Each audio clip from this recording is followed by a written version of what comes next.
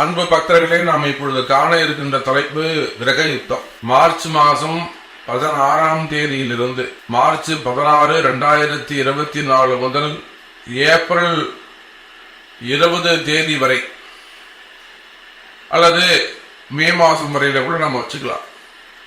அடுத்து வரக்கூடிய ஒரு 1ஆம் மாதம் 45 நாட்கள் ஒரு கிரக யுத்தம் நடக்க போகுது.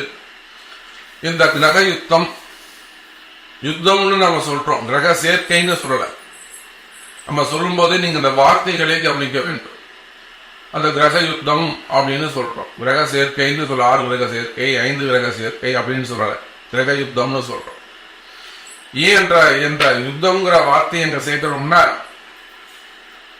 அன்பு நேயர்களே, நம்ம எல்லாருக்கும் தெரியும், சனி பகவான் கும்பத்தில் இருக்கிறார். கும்பத்தில் இருக்கக்கூடிய சனி பகவானுக்கு நேர் பகையான ஒரு கிரகம் இருக்கும்னு சொன்னா அது செவ்வாய் தான். சுக்கிரனும் பகைதான், அவருக்கு சாஃப்ட் கேரக்டர். ஆனா அந்த செவ்வாய் ராகு அடிதடிக்கு சம்பந்தப்பட்டவங்க, கழகங்களுக்கு சம்பந்தப்பட்டவங்க.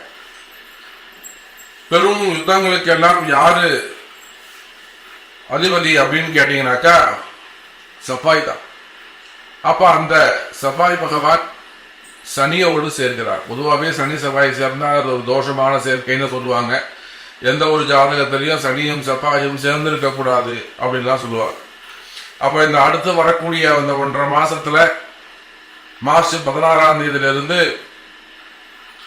மே மாசம் 1ஆம் தேதி வரையிலுமே கூட பிறக்கின்ற எல்லா குழந்தைகளுக்கும் என்ன ஆகும்னா, இந்த சனி செவ்வாய் சேர்க்க கும்பத்துல இருக்கும். அது லக்னத்தை பொறுத்து அமையும்.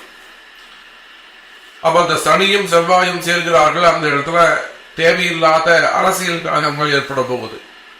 இப்ப அரசியல் சொல்லிட்டாலே 2 பேர் வரணும். ஒன்னு சனி, இன்னொன்னு சூரியன், அப்புறம் செவ்வாய். கூட ராகுவும் அங்கே இணைகிறார்.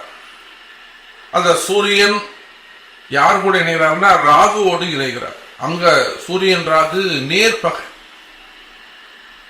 அப்ப ராகு எங்க இருக்கிறாரு? மீனத்தில் இருக்கிறார். அப்போ மீனத்துக்கு 6ஆம் அதிபதி சூரியன். எதிரி ஸ்தானம், ரோகர் சத்துருன்னு சொல்லக்கூடிய எதிரிங்கிற ஸ்தானம். பொதுவாகவே 6 மாரகஸ்தானம். அப்ப என்ன ஆகும் கேட்டீங்கன்னாக்கா, 6ஆம் இடத்துடைய சூரியன் ராகுவோடு இணைக்கிறார். அதோடு மட்டுமல்ல, புதனும் அவங்க சேர்ந்துக்கிறாரு, சுக்கிரனும் சேர்ந்துக்கிறார். அப்ப இந்த சனி செவ்வாய் சூரியன் ராகு இந்த 4 கிரகங்கள் தான் அடுத்து நடக்க இருக்கின்ற மார்ச் மாசம் ரொம்ப எச்சரிக்கையாக இருக்க வேண்டிய ராசிகள், எச்சரிக்கையாக இருக்க வேண்டிய நபர்கள் யார் யாரெல்லாம் எந்த தொழில் செய்யக்கூடியவங்களுக்கு எல்லாம் அதிர்ஷ்டம் கிடைக்கும், அல்லது எந்தெந்த டிபார்ட்மெண்ட் எந்தெந்த தொழில இருக்கக்கூடியவங்களுக்கு எல்லாம் நன்மைகள் நடக்கும், எந்த தொழில் செய்பவர்கள் எல்லாம் கவனமாக ஜாக்கிரதையாக இருக்கணும், எந்த அதிகாரிகள், காவல்துறையா, அரசு அதிகாரிகளா, போலீஸா, யார் ரொம்ப எச்சரிக்கையா இருக்கணும். நான் தான் போலீஸ், நான் போய் 2 பேரை காப்பாற்றணும் உள்ள போனவர் மாட்டிப்பார். இப்ப நம்ம நிறைய பாக்குறோம், நிறைய போலீஸ் அதிகாரிகள் நன்மை செய்யறோம்னு உள்ள புகுந்து அவங்க பேரை எடுத்துப்பாங்க, அவங்களே போய் சட்ட சிக்கல்ல போய் மாட்டிப்பாங்க. நிறைய காவல்துறை அதிகாரிகளை நம்ம பாக்குறோம். தேவையில்லாத டிபார்ட்மெண்ட் வைஸ் நடக்கக்கூடிய என்கொயரி பாக்குறோம். இல்ல நிறைய நம்ம டிவி சேனல்ல செய்தி சேனல்ல பாக்குறோம். இந்த மாதிரி ஒரு போலீஸ் அதிகாரி இந்த மாதிரிலாம் பேசுறத பாக்குறோம். அப்ப இதெல்லாம் யாரோ ஒருத்தருக்கு உதவி செய்ய போயிட்டு இவங்க போய் சிக்கல்லாம் மாட்டிப்பாங்க. அப்ப நீங்க காவல்துறை அதிகாரிகளாக இருந்தாலே செவ்வாயுடைய சேர்க்கை காவல்துறை அதிகாரிகள் நீங்க ரொம்ப எச்சரிக்கையாக இருக்கணும். அப்போ எந்தெந்த நபர்கள் எல்லாம் கவனமாக எச்சரிக்கையாக இருக்க வேண்டும், யாருக்கெல்லாம் இந்த 1.5 மாசம் ஆபத்தான காலமாக இருக்கும், எச்சரிக்கையான காலமாக இருக்கும் அப்படிங்கிற ஃபுல் டீட்டெயில் தான் நம்ம பார்க்க போறோம். பாருங்கள் பார்க்கலாம். மகர ராசி அன்பர்களே, அப்ப மகர ராசி அன்பர்களே, இந்த கிரகயுத்த காலம், நம்ம சொல்லக்கூடிய இந்த கிரகயுத்த காலம் என்பது மகர ராசிக்கு ரொம்ப முக்கியமானது. பொதுவாகவே மகர ராசி என்பவர்கள் இப்போ நேற்று கூட ஒரு முக்கியமான ஒரு அன்பர் நம்ம இடத்துல தொடர்ந்து பார்க்கக்கூடியவங்க, ஒரு பெரிய குடும்பத்தை சேர்ந்தவங்க, பெரிய தொழில் நிறுவனங்களை எல்லாம் பெரிய பிசினஸ் செய்யக்கூடியவங்க, மல்டி லெவல் பிசினஸ் செய்யக்கூடியவர்கள். குரூப் ஆஃப் கம்பெனிஸ் வச்சு நடத்தக்கூடியவங்க, அவர்கள் கூட ஒரு சில அவங்க பிள்ளைகள் சம்பந்த பற்றி ஒரு சில கவலைகள், தேவையில்லாத ஒரு வம்பு வழக்கு, ஒரு தலைமுறைவு அந்த மாதிரி ஏற்படக்கூடிய ஒரு சூழ்நிலை. அப்ப மகர ராசியர்களே ஏற்கனவே இந்த 7 சனி முடிஞ்சு நீங்களா எந்த சூழ்நிலையில இருக்கிறீங்க, எந்த மாதிரியான சந்தர்ப்பங்களை இருக்கிறீங்க என்பது அடியனுக்கு தெரியும்.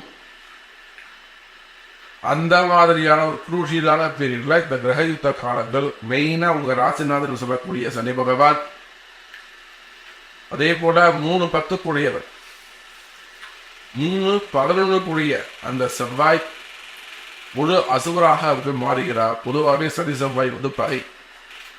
அப்ப உங்க ராசிநாதன் என்ன பண்றாரு, 3-11 கூடிய அந்த செவ்வாயோடு இணைகிறார்.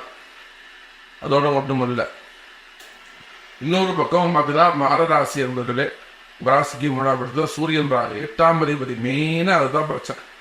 இப்போ மகர ராசிக்கு யாரோட எந்த டிபார்ட்மெண்ட்ல ரொம்ப எச்சரிக்கையாக இருக்கணும்னா கவர்மெண்ட் ஜாப்ல செய்யக்கூடியவங்க. ஏன்னா சூரியன் உங்களுக்கு 8ஆம் அதிபதி, நல்லா புரிஞ்சுக்கணும்.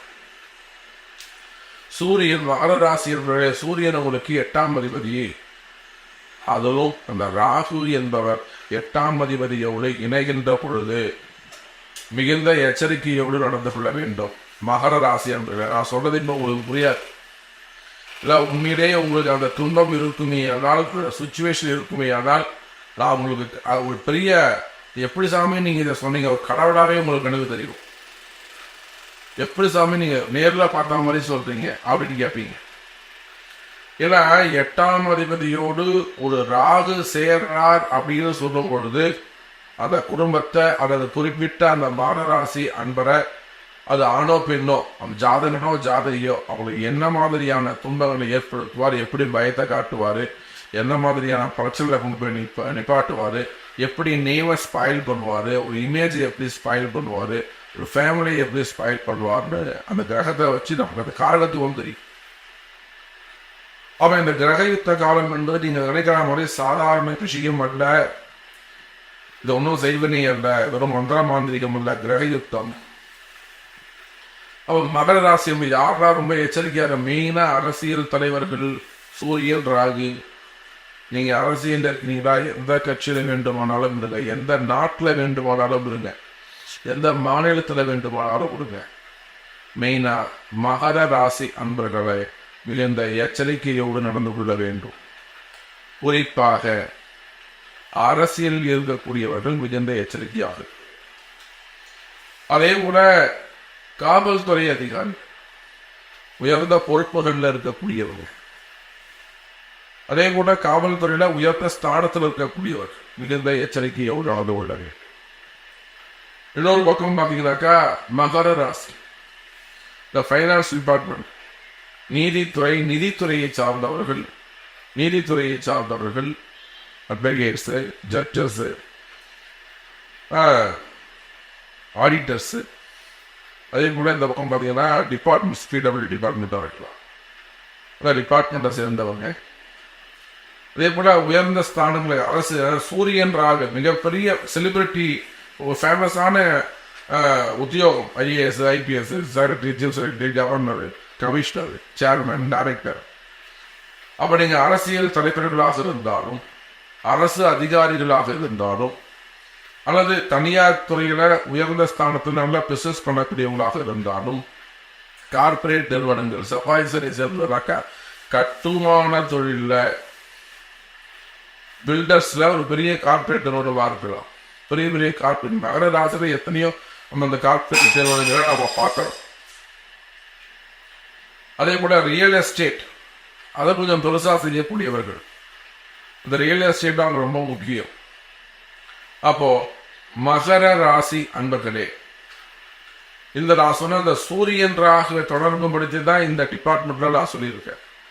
புதன் சுக்கிரன் கடைத்துறையை சார்ந்தவர்கள், மீடியா துறையை சார்ந்தவர்கள், இன்னும் சொல்ல போனா சுயமா ஓன் பிசினஸ் பண்ணக்கூடியவங்க, அல்லது ஓன் பிசினஸ் பண்ண தனியார் துறையில ஒர்க் பண்ணக்கூடியவங்க, உள்நாட்டுல வெளிநாட்டுல பிசினஸ் பண்ணக்கூடியவர்கள், அது வெளியில ஒர்க் பண்ணக்கூடியவங்க, பிரைவேட்டா ஒர்க் பண்ணக்கூடியவர்.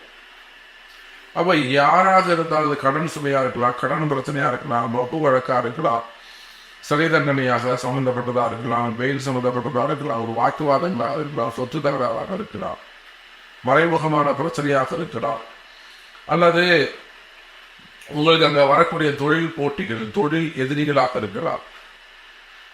அப்ப மகர ராசி அன்பர்களே மிகுந்த எச்சரிக்கையோடு கவனத்தோடு நடந்து கொள்ள வேண்டும்.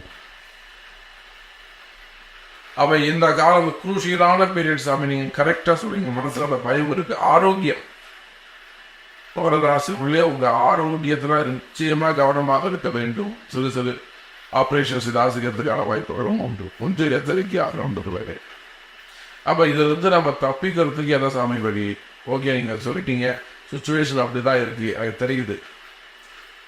கரெக்டா சாமி சொல்லி தப்பிக்கிறதுக்கு என்ன வழி அப்படின்னு கேட்டீங்கன்னா, நிச்சயமா அதுக்கு உங்க பிறப்பு ஜாதகம் முக்கியம். இதே ஒரு உங்களுக்கு தெரிந்த ஒரு குருவை நீங்க போய் பாரு. ஆனா இந்த மாதிரி உண்மையை எடுத்து சொல்ல, சும்மா மறைக்கிறதுக்காக, உங்களை சந்தோஷப்படுத்துறதுக்காக ஒரு மகிழ்ச்சிகரமான அந்த வார்த்தையை பேசி அனுப்புறது முக்கியம் இல்லை. உங்க பிரச்சனை தீரணும். அப்ப அதுக்கு என்ன செய்யணும் அப்படின்னு கேட்டீங்கன்னாக்கா, உங்க பிறப்பு ஜாதகம் முக்கியம். ஒரு குருவை நீங்க தேர்ந்தெடுக்கணும். வரக்கூடிய பரிகாரங்கள் பிராயச்சித்தங்களை தவறாமல் செய்ய வேண்டும். அப்ப இறை வழிபாடு, இறை பக்தி, இதுதான் இந்த காலகட்டம் ரொம்ப முக்கியமானது என்பதை சொல்லிக்கொண்டு மீண்டும் ஒரு அற்புதமான பதிவுக்கு உங்களை சந்திக்கிறேன். ஜெய் பாபாஜி, ஜெய் ஜெய் பாபா.